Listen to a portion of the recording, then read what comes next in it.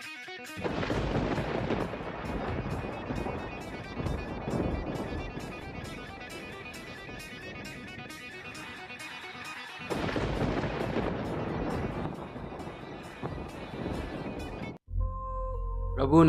ప్రియమైన దేవుని బిడ్డలారా, ప్రభు నామంన మీ అందరికీ ఉదయకాల శుభములు వందనములు తెలియపరుస్తూ ఉన్నా. ప్రభు సన్నిధానంలో నిజముగా కూడుకోవడం అనేది, ఆయనను ఆరాధించడం అనేది, ఆయన కొరకు ఆలోచన చేయడం అనేది దేవుడు మనకిచ్చినటువంటి గొప్ప భాగ్యం. అటువంటి గొప్ప భాగ్యాన్ని ఉదయకాల వేళల్లో మనం అనుభవించడం అనేది చాలా ఉన్నతమైన స్థితి. కాబట్టి ఈ స్థితిని బట్టి దేవుణ్ణి మనము స్తుతిస్తూ దేవుని యొక్క వాక్యము కొరకు మన హృదయాలను సిద్ధపరచుకుందాం. కళ్ళు వంచి కళ్ళు మూసుకొని ప్రార్థన చేసుకుందాం. కృపగల దేవా, నిత్యుడవగు తండ్రి, సమాధానకర్త, మీకు వందనాలు, స్తోత్రాలు.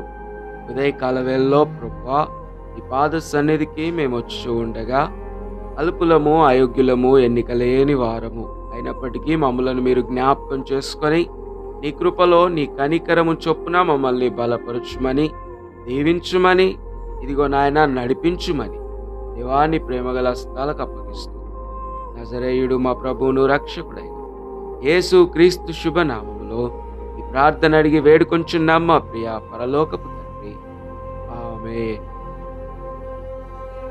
ప్రభునందు ప్రియమైన దేవుని బిడ్డలారా, రోజు మన కొరకు ఏర్పాటు చేయబడిన దేవుని యొక్క వాక్యము యెషయా గ్రంథము 49వ అధ్యాయము 16వ వచనాన్ని మనము చదువుకుందాం. యెషయా గ్రంథం 49వ అధ్యాయము 16వ వచన భాగం. చూడుము, నా ఎరచేతుల మీదనే నిన్ను చెక్కి ఉన్నాను, నీ ప్రాకారములు నిత్యము నా ఎదుట ఉన్నవి. ప్రియ దేవుని బిడ్డలారా, దేవుని సంఘమా, దేవునిచే రక్షింపబడిన దేవుని జనాంగమా, దేవుని వాక్యము జ్ఞాపకం చేస్తుంది ఉదయకాల వేళలో. చూడుము, నా అరచేతుల మీదనే నిన్ను చెక్కి ఉన్నాను. నిజంగా దేవుడు తన స్వహస్తాలతో మనల్ని చేసుకున్నాడు. అదేవిధంగా మన ప్రాకారములు నిత్యము ఆయన ముందున్నవి. మనము చేసే పనులు కానీ, వెళ్ళే పరిస్థితులు కానీ, ప్రతి విధమైనటువంటి విషయము దేవుని దగ్గర ఉంది, దేవుని అనుకూలం ఉంది, దేవుని కనుసన్నల్లో మనం ఉన్నామనే విషయాన్ని ఉదయకాల వేళలో మనం గుర్తుంచుకోవాలి. మనం అనుకోవచ్చు, మనల్ని ఎవరు పట్టించుకోవట్లేదు, మనల్ని ఎవరు చూడట్లేదు, మనతో ఎవరు ఉండట్లేదు అనే ఆలోచన మనం చేసుకోవచ్చు. కానీ వారిలో ఒంటరి అయిన వాడు 1000 మంది అగుననే మాటను మనం గుర్తుంచుకోవాలి. ఎందుకు ఆ మాట దేవుడు అన్నాడు అనంటే, ఒంటరిగా ఉన్నవాడు దేవుని వైపు చూస్తే ఇదిగో చాలా బలవంతునిగా ఉంటాడని దేవుని వాక్యము సెలవిస్తుంది. ఇక్కడ ఇదిగో జ్ఞాపకం చేస్తూ సియోను అనగా యెరూషలేమును గురించి తెలియపరుస్తూ ఉన్నాడు. పట్టణం అనుకుంటుందట, ఇదిగో నన్ను దేవుడు విడిచిపెట్టాడు, ప్రభువు నన్ను విడిచిపెట్టాడని, నన్ను మరచిపోయాడని సియోను పట్టణం అనుకుంటుందని 14వ వచనంలో జ్ఞాపకం చేస్తూ ఆ సియోను పట్టణం యొక్క ఆలోచన విధానాన్ని మార్చుకోవాలని ఆయన ఏం చెప్తున్నాడంటే, ఇదిగో ఆ పట్టణం అనుకుంటుంది కదా నేను పట్టించుకోవట్లేదని, అయితే నేను చెప్తున్నాను దేవునిగా.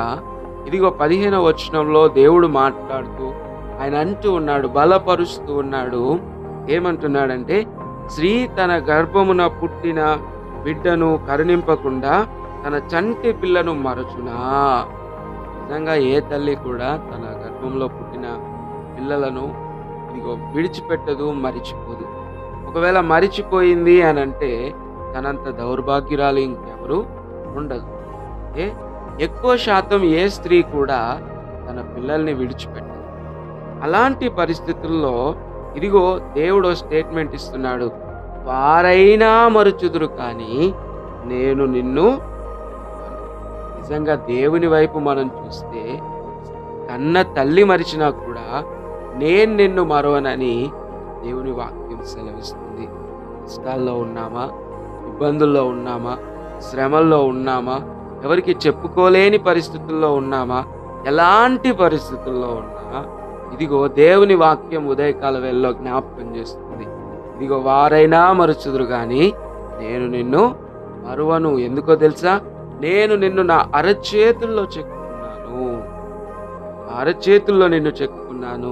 నీ ప్రాకారములన్నీ నా కను సన్నల్లో ఉన్నవని ఇదిగో దేవుడు జ్ఞాపకం చేస్తూ మాట్లాడుతున్నాడు. కాబట్టి ఉదయకాల వేళలో దేవుణ్ణి బట్టి మనము అధైర్యపడవలసిన అవసరం లేదు. కానీ ధైర్యంగా దేవుని కోసము నిలబడవలసినటువంటి పరిస్థితులు మాత్రమే మనకున్నాయి గనుక దేవుడున్నాడనే విశ్వాసముతో, దేవుని కాపుదల ఉందనే ధైర్యముతో మనము ముందుకు కొనసాగిపోదాం.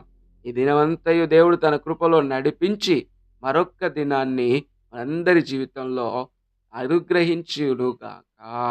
తన కృపలో నడిపించునుగాక.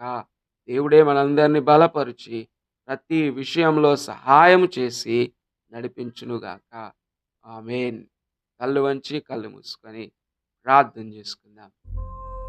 ప్రేమ నమ్మకం కలిగిన మా ప్రియ పరలోకపు తండ్రి, మీ అమూల్యమైన శ్రేష్టమైన నామమును బట్టి మీకు వందనాలు. ఈ ఆదివారపు దినమున ఉదయకాల వేళలో తండ్రి మమ్మలను మీరు జ్ఞాపకం చేసుకోనండి. ఈ కృపలో మీరు బలపరచండి దేవా, మీకు వందనాలు. ఇదిగో తండ్రి, ఈ వాక్యంలో నీవు సెలవిచ్చినట్టుగా ఇదిగో చూడుము, నా అరచేతిలో నేను నిన్ను చెక్కి ఉన్నానని ఆయన ప్రభువా, నిజంగా మీరు మమ్మలను మీ కనుదృష్టిలో ఉంచుకున్నారు. మీరు మమ్మల్ని నడిపిస్తూ ఉన్నారు, బలపరుస్తూ ఉన్నారు. అందుని బట్టి మీకు వందనాలు, స్తోత్రాలు నాయన. ఇదిగో ఈ వాక్యం విన్న నీ బిడ్డల్ని మీరు జ్ఞాపకం చేసుకునండి. నేనున్నాననేటువంటి ధైర్యము నాయన ప్రభువా మీ పట్ల వారి హృదయంలో వారికి దయచేయమని ప్రార్థిస్తూ ఉన్నా. మిమ్మల్ని బట్టి నాయన తండ్రి ప్రతి విషయంలో ముందుకు కొనసాగుతూ దీవించబడే భాగ్యం ప్రతి బిడ్డకు దయచేయమని, మీరే మీ కృప మీ కాపుదల్లో ఈ దినమంతయు తోడుగా ఉండి నడిపించి మహిమ ఘనత ప్రభావాలు పొందుమని నజరేయుడు మా ప్రభువును రక్షకుడైన యేసు క్రీస్తు శుభనామములో ప్రార్థన అడిగి వేడుకొంచున్నాం మా ప్రియ పరలోకపు తండ్రి. ఆమేన్. ఇప్పుడు మన తండ్రి అయిన దేవుని యొక్క ప్రేమ, కుమారుడైన యేసు క్రీస్తు పరిశుద్ధాత్మ యొక్క సహవాసం కూడిన మనందరికీ సర్వలోక పరిశుద్ధులకు ఇప్పుడు ఎల్లప్పుడూ సదాకాలము తోడయుండి నడిపించునుగాక. ఆమేన్. అందరికీ ప్రైజ్ ది లార్డ్. దేవుడు మిమ్ములను మీ కుటుంబములను దీవించి నడిపించునుగాక. ఆమేన్.